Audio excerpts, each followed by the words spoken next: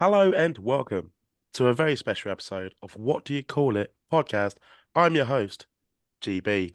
Today's guest is the Power Predator, Python Powerhouse. All hail the Deathmatch Queen. Please welcome SDL, STEPH De Lander. Steph, how you doing today? You're good? Hello, mate. Yeah, I'm good. How are you? Yeah, not too bad. Cannot complain at all. It's Friday, weekend's around the corner, and What day is it? Friday here as well. yeah. Shit. What time? No, because half my life is in Australia, so it's Yeah. usually a different day. Oh, yeah, because the time zone must be quite messed up. Are you still getting used to it? Yeah.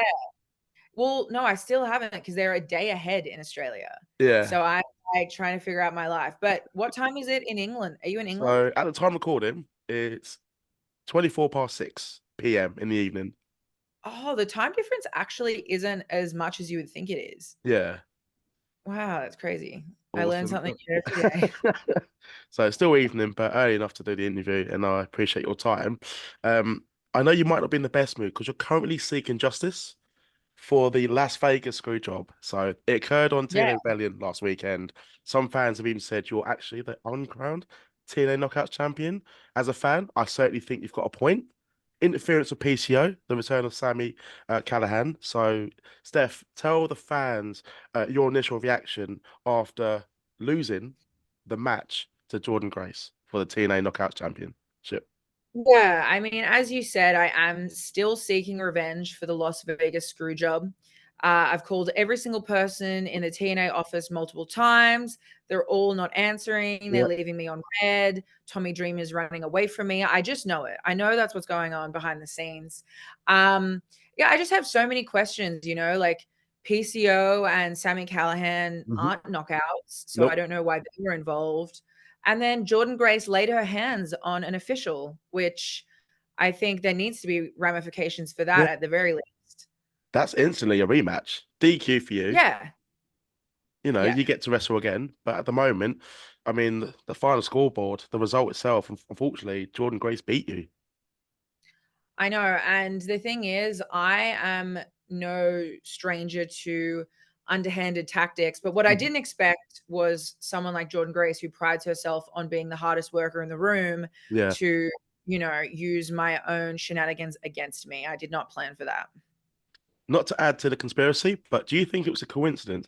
TNA at the same show announced it was going to be doing a show, Montreal, Canada, Quebec, Slammiversary. It's going to be taking place there. Do you think the timing of that? I mean, you tell me.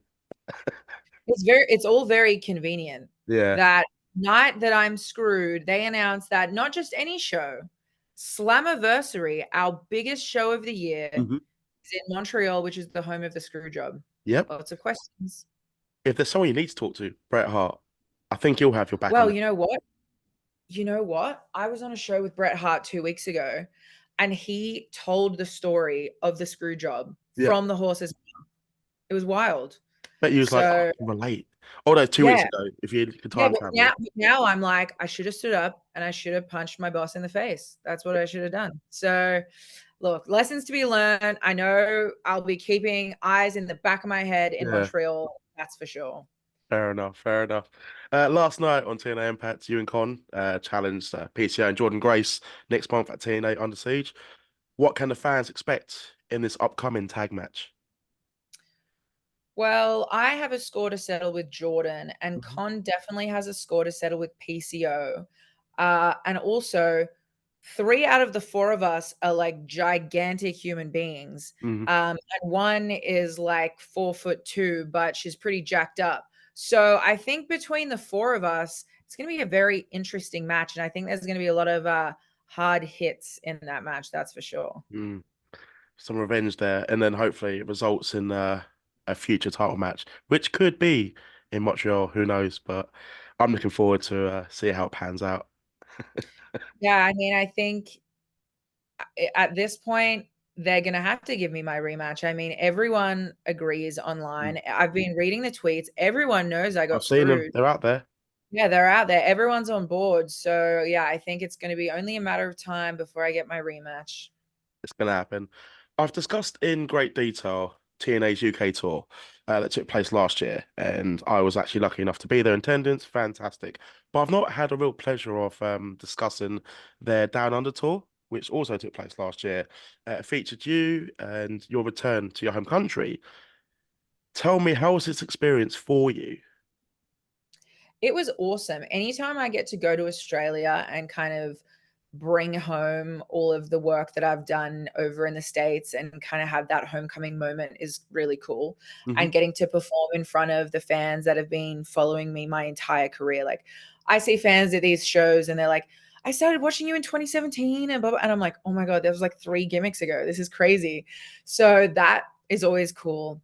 And the Impact locker room is always like a great group of people. Hmm. So it was also fun that it's like I'm not just on this tour where I'm getting to go home and see my family and, wrestle in Australia. It's like, oh, I'm also with this like awesome bunch of people Yeah. who all work hard and all want to get better and make each other better. So it was cool getting to spend some more time with the Impact locker room. And it made me realize like, I'd love to do more work with TNA because this is like an awesome group of people.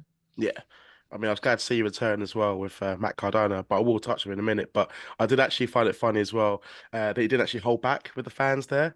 Of just in Wagga Wagga, you kind of let them know how you felt about them at the time. It's just definitely amused me. Yes. Yes. No, I mean, it's always fun. Whenever I wrestle in Australia, the promoters are like, I think you need to be a baby face. Like you're the Mm. hometown hero. And I'm like, wait, just wait. I'm like, I know I've done this before. I know how to do this. And then all I have to do is come out and just shit on the town. And within 10 seconds, they're booing me out of the Yeah. building. So it's always, they love to hate me. It's always fun. Yeah, no, definitely. Especially like, home country. Instantly, boo. But yeah, great fun. Day, great And I fun. always I always wear my Australian gear as well. Like I always come out covered in like the colors and Yeah. look like the ultimate like patriot, but then I shut it down and turn on them. It's always fun. You switched on. That's great. You became the Deathmatch Queen during your run as King and Queen of the Indies, along with Matt Cardona. Speedy recovery, by the way. Wish him the best. If you're able to pick anyone from the Impact roster, past or present, that you would like to wrestle in a death match, who would you pick?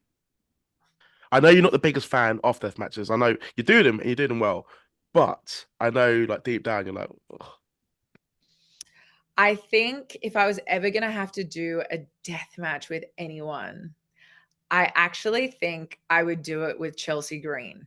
nice, Because I think that between Chelsea and me, and especially if Matt is in the mix somehow, I think we could pull off the ultimate entertaining television death match with yeah, the least amount of risk possible. Like definitely." we would make it awesome and we would make it great, but we would know how to do it in a way that we're not going to end up like really hurting ourselves. The story's really there. Just it'd be so Yeah, entertaining. it writes itself. Yeah. It'd be wicked. The chemistry also. Speaking of Matt Cardona, former Impact Digital Media Champion, what's the best and worst advice Matt has given you over the years? Best and worst advice. You know what's crazy? Matt has given me so much good advice that there's like I've already got like 10 quotes ticking in my head right now. But Yeah, one of them that he says is and this is actually a Cody Rhodes quote, but from Cody to Matt to me, it's spend the money now and you'll make more later. And obviously that's not, you shouldn't apply that to everyone in every situation in life, but in wrestling it means that like you kind of need to invest in yourself and get good gear and promote yourself, and like you've got to spend a bit of that money now, but if you do all of the right things then it will come back to you, mm. in higher amounts, and that's definitely true. And then something else from Matt. I like love hate all these quotes, like they're good but I make fun of him every time he says it. Crumbs make crumb cake. So if you have a whole bunch of different streams of income, even if one of them by itself doesn't seem like a lot of money, when you add it all up at the end of the month, it's actually quite a lot of money. So Yeah. having multiple streams of income is always good.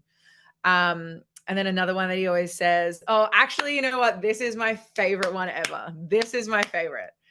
When he doesn't like someone, and they don't have any sort of like buzz behind them, and like they're just boring and they're not over at all, and they can't cut a promo, like not charismatic. He always says, so and so, so bleep wouldn't have buzz if they got stung by a bee. And that's my favorite because every time he says it, I go, that is so funny. I love it. I love it. Um, I might have to steal that quote actually. I mean, not wrestling, you know. We're gonna keep going. I'm trying to think. I don't even know if there is a worse. I mean, he's said so many terrible, like stupid things to me. Like for every great idea we have, there's also sometimes where either one of us has had a terrible idea. Yeah. But I don't know. There's nothing that stands out as like the worst quote right now. Awesome. Awesome. As we're nearly halfway through the year, what else would you like to achieve in TNA throughout the remainder of the year? I think right now my biggest goal is to secure the Knockouts World Championship. So Hmm. that's definitely at the forefront of my mind. I'd like to wrestle on like every major pay-per-view as well. And I would also love to be involved in the UK tour. Like I want to go worldwide. I love traveling. So yeah, I would love to be as involved with the international stuff as possible. But my number one goal is the Knockouts World Championship. It's going to happen as you're currently seeking justice, as I mentioned already. Screwedinlasvegas.com fans, you can. Yes, screwedinlasvegas.com. Look it up. It is a real domain. I It bought it. is. Send It is. in your tips. Send in anything you know because people have been giving me like hilarious stories. There's so much good content. So keep sending it in. I was a bit worried when I put in my work laptop, but then I was like, that's fine, we're all good. Everyone goes, what kind of website is this? I'm like, no, no, no. I legit bought it. Like, type it in. I swear it's real. It's real. I can vouch for Steph. Honestly, you're fine. Don't worry. Even if, Thank you. yeah, it's fine. Don't worry. Awesome. Sorry. Awesome. Wicked, wicked. You just mentioned UK tour. Just a last question, really. If TNA comes back, hopefully they do. You know, the UK loves wrestling. You've been UK before. You know how much we appreciate it, our chance, and although we do kind of think we're like the funniest people ever, but you get used to it. What's your favorite thing about the UK when you do wrestle over here? Honestly, my favorite thing about the UK is the people. Yeah, Like, when there's just something about being a non-American, yeah. when you're around other non-Americans, you have this like bond. So anywhere I work, it's like whoever the English people are, or Scottish or Irish, or anyone from you, honestly, anyone other than Americans, you kind of like bond together. So yeah, I just miss that, like the UK people. I love people from the UK. Awesome, awesome. Well, the UK fans will embrace you when you do come back, and when you TNA comes back as well. I'm buzzing for it. If the fans want to keep up with your pursuit for justice and TNA, they can watch TNA on TNA Plus, The Zone, and their YouTube Insiders package. Steph, where can the listeners find you on social media to keep up with this injustice? At STEPH DE LANDER on Twitter and Instagram. And if you look in my link tree in my bio, there's my links for all of my merch and everything else that I do. So yeah, at STEPH DE LANDER, Instagram and Twitter. Wicked, wicked. There's some amazing designs, by the way, for your merch and t-shirts. I'd highly recommend the fans go check it out. But Steph, thank you very much for your time. For the listeners out there, there'll be more What You Call It podcasts coming out later on, maybe next month. But you can follow me on my social media handles in the description below to find out when my next episode comes out. Hope you enjoy this one. Subscribe to the channel, follow Steph, keep up to date TNA and myself. Take care, everyone. Enjoy your weekend. Peace.